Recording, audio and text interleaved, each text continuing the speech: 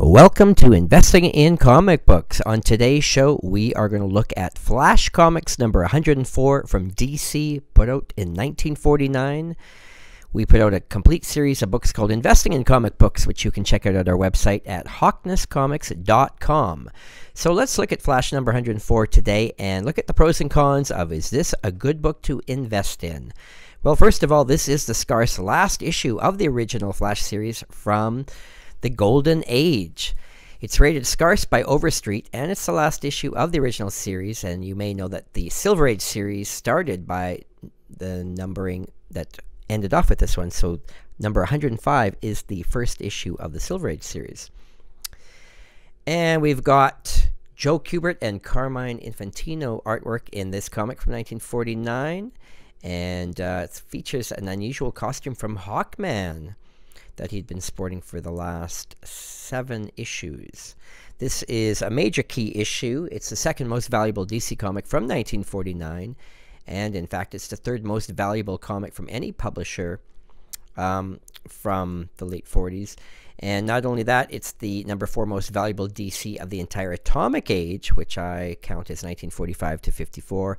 And it's also the 6th most valuable comic from all publishers of the entire Atomic Age, that same decade period between the Golden and Silver Ages. It's fallen in rank in recent years as few comics have been increasing faster than this issue. A decade ago it ranked as the 3rd most valuable. Now it's the 6th. So we're going to find out some details about what has happened with that. First of all, let's look at the CGC census. Only 18 copies have ever been graded unrestored over the past decade in all conditions. That is very few copies. And in fact, there's only 2 copies graded 9.0 or better. And Heritage Auctions has sold 13 copies in the last decade, so roughly 1 copy a year in all conditions. Beautiful red cover. Looking at the Overstreet Price Guide's values for the last 5 years, you notice that the book has shown some steady growth, not huge growth each year, but in 2012 it went up another 300 years after it had stalled for 1 year.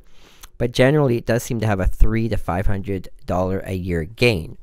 Now that is why it's fallen in the overall ranking, because its growth has been smaller than some other books, but still that really doesn't matter. We're focusing on this one particular book.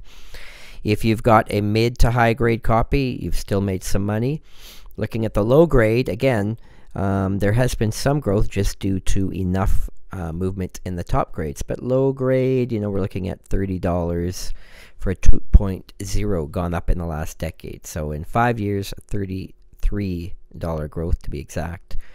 So based on that, I'm not sure if you want to spend that much money to invest in a low grade copy to see it go up $30. And of course, if the top grades don't move very much in the future, again, the lower grades are likely to come to almost a stall. Let's look at the highest sales on Heritage. Well, there is a mile-high copy of this book, and it was graded 9.4, and Heritage has sold it 2 times. Notice a big price difference. The record sale was in 2008. It sold for $47,000.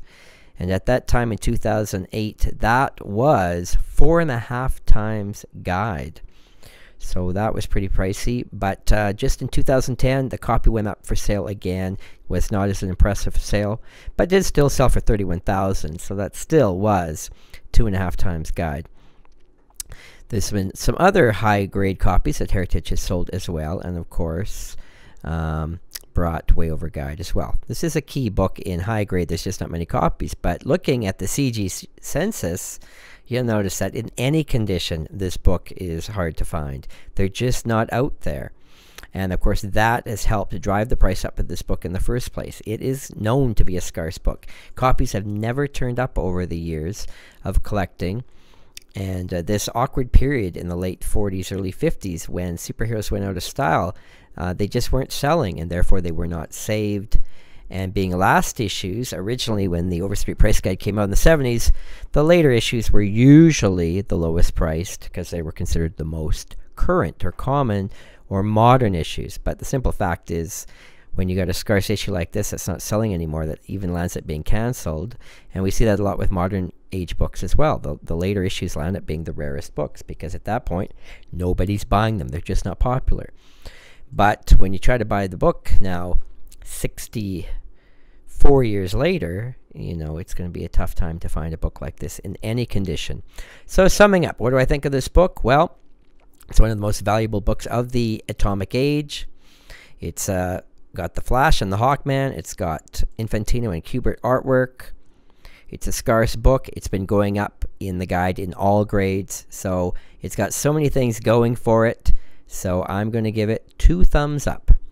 If you'd like to learn more about this book or more books in the series or any books from the Golden, Silver, and Bronze Age, we do put out a series of books called Investing in Comics, where we look at this kind of data for thousands of books. So you can check out our books at hawknescomics.com. We appreciate your support. And if you'd like to see me make a video for any specific comic book, please email me at hawknes@hotmail.com. Thanks for watching our videos. We got lots in the series. And I'm Terry Hoknes, and we'll check you out on the next one.